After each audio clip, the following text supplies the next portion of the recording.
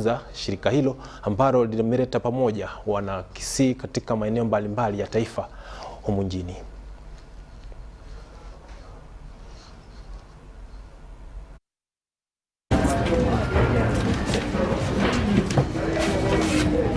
Ni kwa sababu ya East African Community ambayo imetufanya sisi kama Wakenya kufanya kazi hapa Uganda, Kampala, na leo tumejumuika hapa kama jamii ya Wakisii. Ni kwa sababu ya amani ambayo imedumishwa hapa na mwenzetu, kiongozi wetu hapa Museveni, na tunaomba wenzetu ambao wako hapa Uganda si Wakisii tu, ila jamii zote kutoka Kenya waweze kuja pamoja wafanye biashara, kwa sababu amani already imedumishwa, tuweze kujiendeleza, tuweze kutimiza maono yetu kama Wakenya, kama wananchi. We are especially grateful for the Ugandans because of the love that they have shown us, for the unity that exists between us and the Ugandans.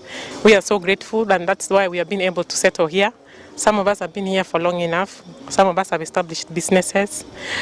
We own companies, we have invested, and all this has been possible because of the unity that the Ugandans have, and their nature, their welcoming nature, that they have been able to accommodate us as foreigners.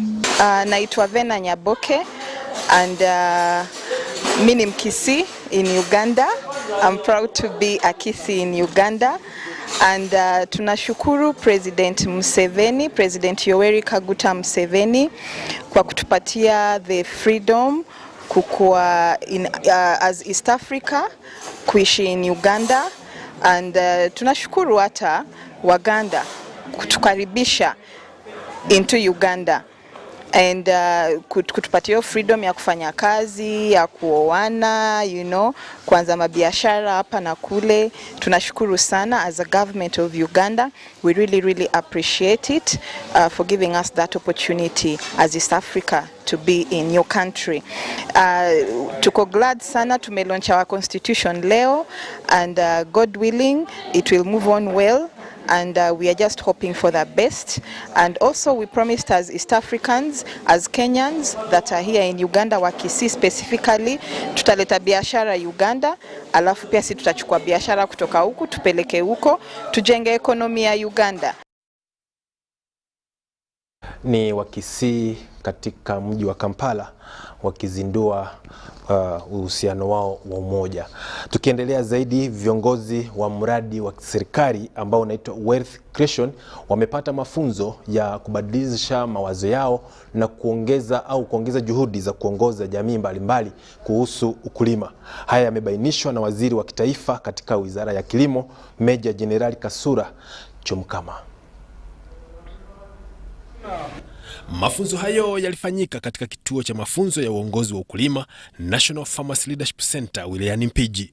Waziri wa kitaifa katika Wizara ya Kilimo, Mheshimiwa Meja Jenerali David Kasura Jomukama, amepongeza kituo hicho cha mafunzo na kusema kwamba kinasaidia pakubwa viongozi wa kulima.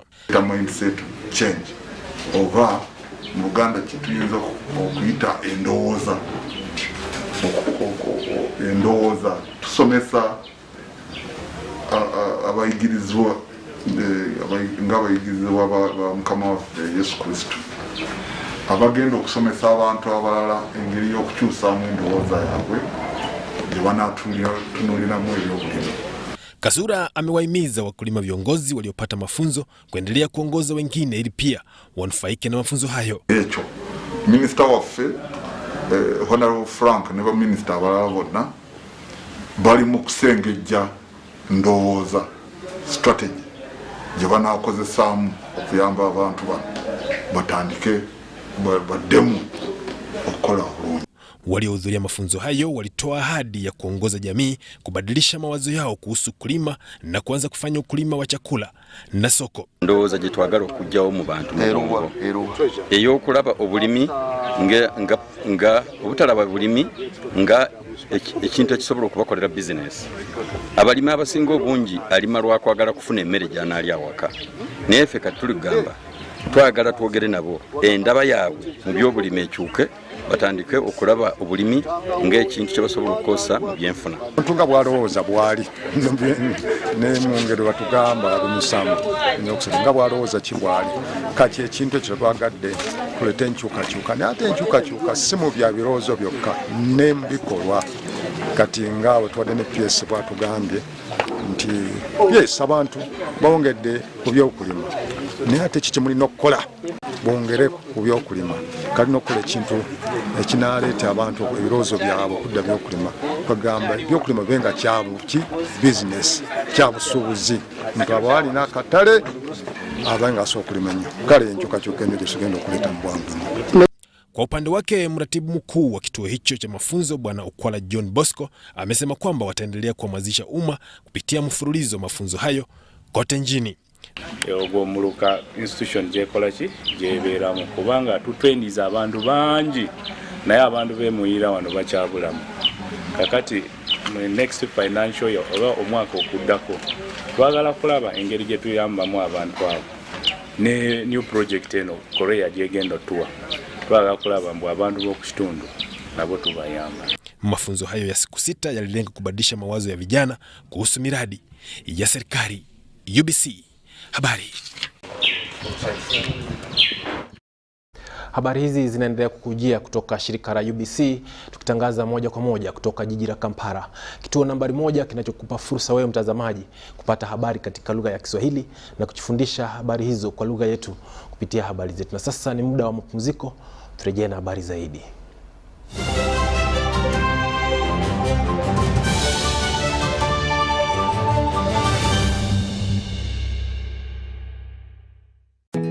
Grow together with one of Uganda's largest companies. Apply for MTN shares for as low as 100,000 Uganda shillings. And when you apply using MTN Mobile Money, you get 10 free extra shares for every 100 shares you apply for. Dial *165*65# or use the MyMTN app to apply now. The terms and conditions of the offer and other important information are set out in the prospectus. For assistance, visit any MTN service center or Stanbic Bank branch countrywide or a licensed broker.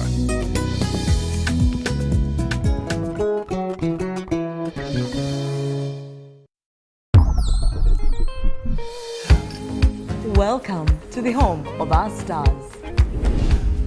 Come on in. We have our movies, gossip, reality, conflict, tulinane comedy. Basirebu bafebona live right here. Because no matter where you go, this is the home of our stars. This year, as Power Magic Mix 3, we are delighted to invite you to see, experience and celebrate with us. Power Magic, the home of our stars.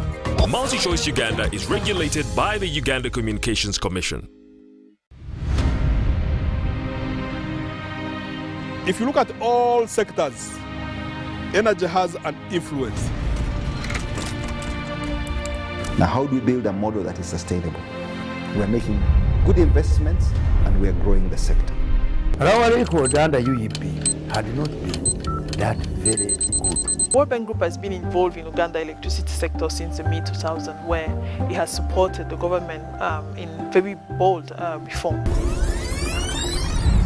The last 15 years we focused on the parameters that were set in our concession that was negotiated at the time.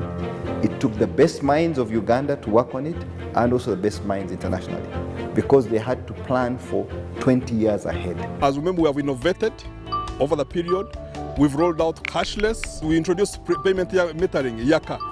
As I speak now, the 1.5 million customers are all on Yaka. The transition has been very, very good because Ugandans who enjoy the power went out and bought shares. Umeme's massive investment, a robust and functional distribution network that will impact the lives of Uganda's over 40 million citizens.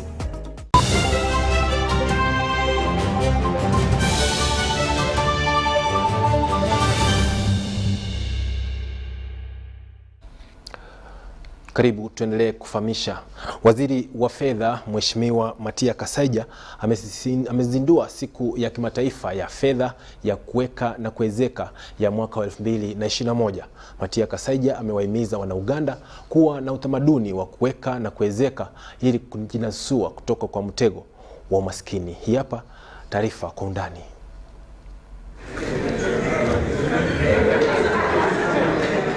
Waziri amesema kwamba iwapo Wana-Uganda wataiga tabia ya kuweka na kuwezeka, basi viwango vya mapato yao vitainuka na kupunguza mikopo kutoka nchi za kigeni.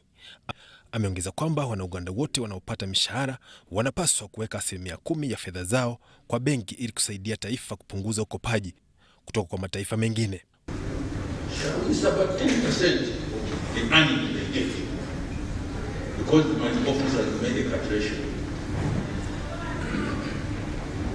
My appetite to go and go outside the country would die because they would be sufficient. But we have that. If every Ugandan who earns the money, whatever, those who are earning in millions, those who are earning in tens of millions, thousands, and even those who are maybe earning even 20,000 shillings, if you send 10%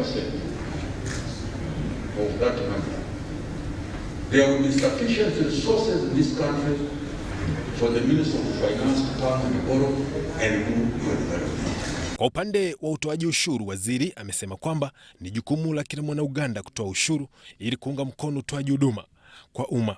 That's why I was saying the other day that the business people who try to dodge, to pay their taxes, they are cheating themselves. Because when you pay your taxes, please join me in this crusade to convince that paying tax is noble, first of all, but not only is it noble, is that you are investing in yourself. Why am I saying this? That tax comes to the treasury, then the treasury goes to the Ubc. If you don't pay tax and there are no laws, how are you going to run your business? You fall sick, there is no hospital. What I do? Your children are not going to go to what I talk about. Wakati huo huo, gavana wa Benki Kuu ya Uganda ambaye aliwasilishwa na mkurugenzi mkuu wa benki hiyo alisema kwamba taasisi za fedha nchini zinapaswa kuhamasisha Wana-Uganda kila mara umuhimu wa kuweka na kuwezeka. We therefore challenge financial institutions to take advantage of this savings season to create awareness on the importance of savings and highlight the various options and products that the public can access from the financial institutions. The public to open accounts with supervised financial institutions and make use of electronic wallets. We know that mobile money is fully regulated as a law and implementing regulations. And there are safer digital channels now, which are overseen by the central bank. So again, remember to save as soon as you can. Naye mwenyekiti wa taasisi za utoaji huduma wa benki na fedha Bwana Michael Mugabi ametoa wito kwa Wana-Uganda wote kuunga mkono utamaduni wa kuweka pesa na kuwezeka. Vile aliwashauri wananchi kupunguza gharama kwa mambo ambayo hayana faida kwa familia zao. Get money out of the mattresses. People, even Europeans, used to keep under the mattress.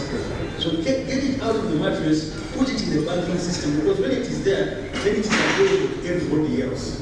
Rates can come down, liquidity can increase, more local investors can use the money, we can pass it to support government programs for government paper, the return to people. Citizens can be much more active in the development of their country. We need to promote and nurture the culture of savings in this country so that people save, and people should not say that I don't have enough income. Even with big income, you can save something small. It will grow. Save, and the whole essence of save and invest. Save and invest. That we shall be able to grow our economy. A small farmer can do big things. We can be able to embrace and tackle big challenges if we can together grow the savings culture in this country. Na taifa lao, UBC Habari. Wito umetolewa kwa serikali kutoa mazingira bora ya kutetea haki za mtoto msichana ili kupunguza mizozo ya kijamii katika siku zijazo. Haya yamesemwa na rais wa kituo cha mafunzo ya wanasheria Uganda Law Society, Fiona Wall, ambaye amesema kwamba ni jukumu la serikali kutia juhudi katika kutetea haki za mtoto msichana. Rais wa kituo cha wanasheria Uganda Law Society Fiona Wall amesema kwamba ni jukumu la serikali kubuni sera ambazo zinatetea haki za mtoto msichana ili kupunguza mizozo ya kijamii. We have about 38,000 Ugandan children in the last year that have been impregnated and they're teenagers. Now that is a reality that is going to set back women and girl children and the gender empowerment process. It's going to set us back almost 10 years because now this is a whole generation of young people that are dealing with early childhood marriages, maybe diseases that are associated with that, fistula, HIV, but also you're not talking about the trauma because these girls are being defiled by people that they love because this has been the lockdown. So that means that there's a lot of betrayal, there's a lot of pain, and sometimes hurt children hurt people. That means that sometimes if you're going to have these children that they're going to give birth to raised by bitter young victims of abuse, then you're only going to exacerbate the problem. So we hope that the government of Uganda will adjust quickly. Aliyesema haya leo wakati wa hotuba yake iliyolenga kuhamasisha mtoto msichana na kumtia nguvu wakati wa kuadhimisha siku ya kimataifa ya mtoto huyo. Kwa upande wake, mwanzilishi wa shirika la kutetea haki za mtoto msichana Josephine Omuyide amesema kwamba iwapo sera za kutetea haki za mtoto msichana zitatekelezwa pasavyo, basi mizozo ya jamii itapungua. I dream of that day when you, my beautiful girls, are actually going to fill up the seats in the boardrooms and the managerial positions. My dreams come true, beautiful girls. 10 years, 20 years from now, it has to be you, my beautiful girl. Beautiful Michelle Sebagala, you have to fill the boardroom, the seats in the boardroom. We don't have women in the boardroom. 10 years, 20 years from now, you have to be the ladies that are driving, making decisions, who to hire, who to... It is my dream, beautiful girls, and it has to come to pass. Naye If Chan, mshauri wa kimataifa kwa masuala ya afya ya kiakili, amesema kwamba COVID-19 iliathiri maisha ya watoto wengi na kuacha katika hali tata. We are providing one-on-one psychological services. We are doing mental health awareness. We are also trying to reach out to the girls to help them, give them psychoeducation, let them understand the challenges they are facing, the psychological effect of the experience that they are going through, and also helping them adapt on better coping mechanisms, helping them not to go into the negative coping mechanisms like taking alcohol and doing drugs. Victoria Kaija, ambaye pia alihudhuria washa huo, amesema kwamba ni jukumu la jamii kwa jumla kutetea haki za mtoto msichana ili kusaidia kizazi cha baadaye. UBC.